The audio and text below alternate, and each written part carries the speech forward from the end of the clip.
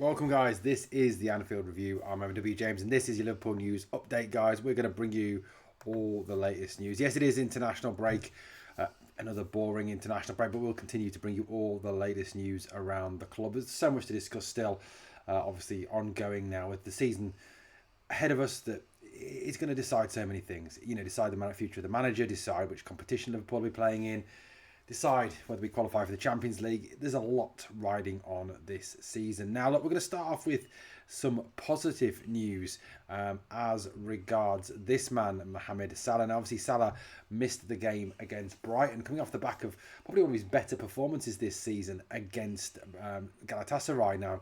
And a fantastic roll back the years goal in that game indeed. We all loved that goal where he cut in and he bends it into the top corner, taking us back over many that he scored over his time at Anfield. Now, look, Mo's had a difficult season. And I think, yes, part of it is down to the fact that Mo has lost a yard of pace and perhaps isn't the same player that he was, a year, 2 years, 3 years, 5 years ago. Father Time is undefeated. It catches up with all of us. We all slow down as we get older. We all find it harder to lose weight. We all find lots of things more difficult the older we get. Now, Salah was obviously injured in that Galatasaray game, actually asking to come off, which is very unlike Salah.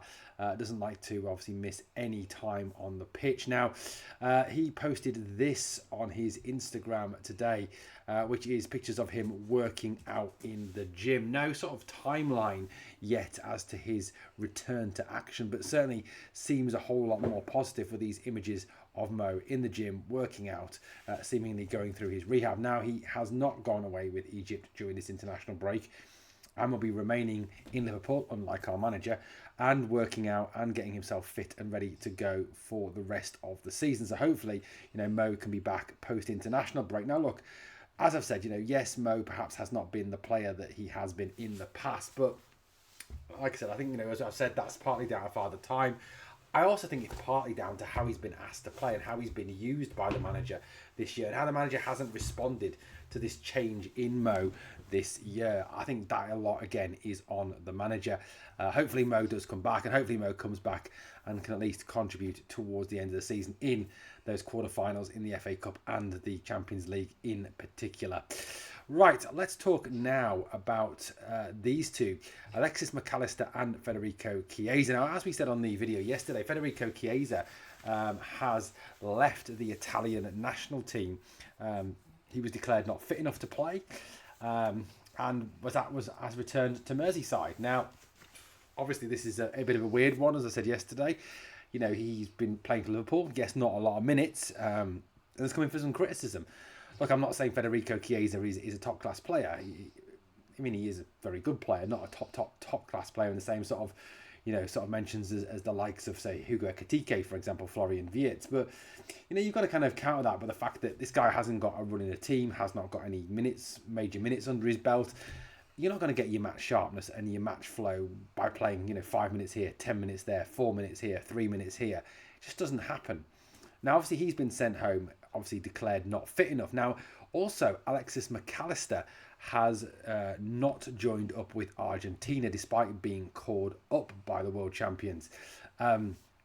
He cited fitness issues as the reason not to join up with the national team. Now, again, you've got to kind of raise the question here. Now, yes, Alexis has not looked fit this season in the slightest, has he? He seems to have really, struggled for fitness this year. So I can kind of see that. And look, you're not going to get any arguments over for me about them not joining up with their national teams. I'm grateful they're coming back to Merseyside and they're going to be training and getting themselves fit, hopefully, for Liverpool. The less time they spend away, the less time they spend playing national team football, the less chance they have of getting injured, of course. So, that is very, very positive. But it does, again, raise questions over the fitness of this Liverpool squad, over what is being done to get these Liverpool players fit, strong, healthy, and ready to go, for league games, for cup games, for all these games, and perhaps explains a little bit why, after 60, 70 minutes, most of these players are looking absolutely shattered. Certainly big concerns there, and I think, one of the big things we've got to do come pre-season is actually train these players and get these players properly fit. Right, this is Demba and Dye. Very young, he doesn't very young in that photograph, does he? But promising young defender who has been linked with moves to several clubs in Europe. Now, when he was asked about this, one of the clubs that he has name checked, and it is thought that Liverpool have checked in on this young Senegalese up and coming star. He's 20 years old. Like I said, central defender, very big, very strong, very quick. Sort of seen as being another one for the future to some degree. But would obviously, I think if he joined Liverpool, would probably come into the first team squad. Liverpool do have a number of young defenders already obviously under contract for next season. Giovanni Leone, who unfortunately has missed most of this season.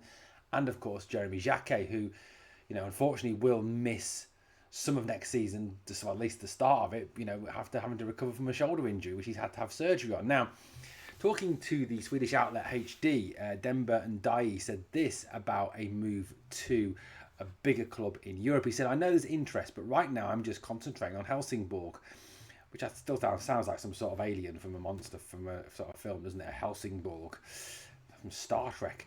"And doing as well as possible here. Then we'll see what happens."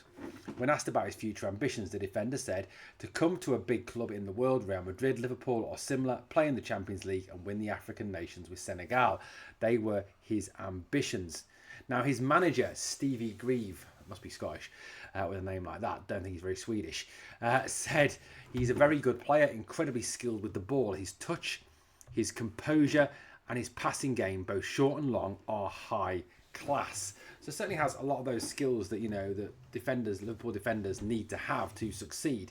Good on the ball, comfortable with the ball, good range of passing, pass the ball long and short. Something that's obviously Virgil has made a living out of. And look, with the talk about obviously the continuing uncertainty over Ibu Konate, with the obviously long-term future of Virgil van Dijk in question, that guy's not getting any younger. The more young, talented defenders we have, to come through and to replace these guys, the better. He then went on to say this about his manager. His manager went on to say this about him. "He finds the diagonal ball into the pocket area on the defender's blind side, which is very difficult for most players to hit all the time. When he hasn't played, you've seen the effect it has on the team. Defensively, when he moves up the back line, it's hard to get in behind him because he's so quick and athletic. I think this is just the beginning. He will be a very special player." So he sounds like a very, very good player. Sounds like a player, who certainly ticks a lot of the boxes, the type of defender that you would want at the club, for the type of player that you'd want to see in a Liverpool shirt, going forward. A young, aggressive, attacking, athletic, quick, strong defender. Certainly something, that we would be looking at. Here's a few more stats on Demba and Dai. He's 20 years old, as I've said. He was born in Vaux-en-Velin in France, but he has Senegalese citizenship through his parents, obviously. Centre-back, a left-sided centre-back as well. Again, look, this is where we're looking to a long-term replacement for Virgil van Dijk. He started his career in France, played for Angers before moving to Helsingborg. Now, you can see he's got very little experience, and obviously he's still a very young player. So, this could be someone Liverpool are keeping an eye on. Obviously sign, maybe loan back to Helsingborgs, bring into even the youth setup and bring through in the system. So look, a very young, very promising defender, certainly someone that Liverpool are looking at this moment in time. And look, it's encouraging that we're still looking at these young players and looking at players who can come in and make a difference going forward. And look, centre-back is an area we're going to have to address going forward in the future. As I said, Virgil van Dijk is not getting any younger. Ibu Konate, it's not guaranteed that he is back next season. Jacquet, obviously, very talented young player. Hopefully, recovers from that surgery well, comes back, impresses. Giovanni Leone certainly looked a very good player in the limited time that we've seen from him. Certainly we do need, a number of centre-backs. And obviously, Joey Gomez. Look, I love Joe Gomez to bits, but the guy can't stay fit. Just cannot stay fit. So an interesting one there, nonetheless. Now, I did see one link today in terms of the management side of things that did make me laugh. One of the reports from the Daily Telegraph linking former Marseille and Brighton manager Roberto De Zerbi possibly with the Liverpool job if it was to come up. According to most reports, it's more likely that he would join Spurs if they survive relegation. Apparently he's their top target. De Zerbi has managed a number of different clubs. He started his career at Darfo Barario, then went to Foggia, Palermo, Benevento, Sassuolo, Shakhtar Donetsk, Brighton and Marseille.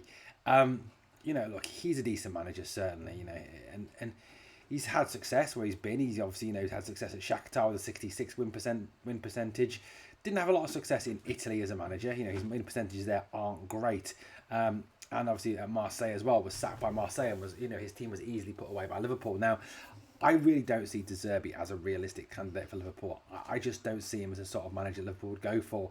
You know, I think, you know, if Liverpool are not going to go for someone like Xabi Alonso, or for instance Julian Nagelsmann or Luis Enrique, you know, a Seb Hernist, who is very much a kind of Jurgen Klopp 2.0, is much more likely than a Roberto De Zerbi. Guys, let me know your thoughts on the stories that we've covered in this video. Thank you for watching the Anfield review. If you've enjoyed the content, please like, comment, share, and of course subscribe to the channel. I'll catch you very, very soon.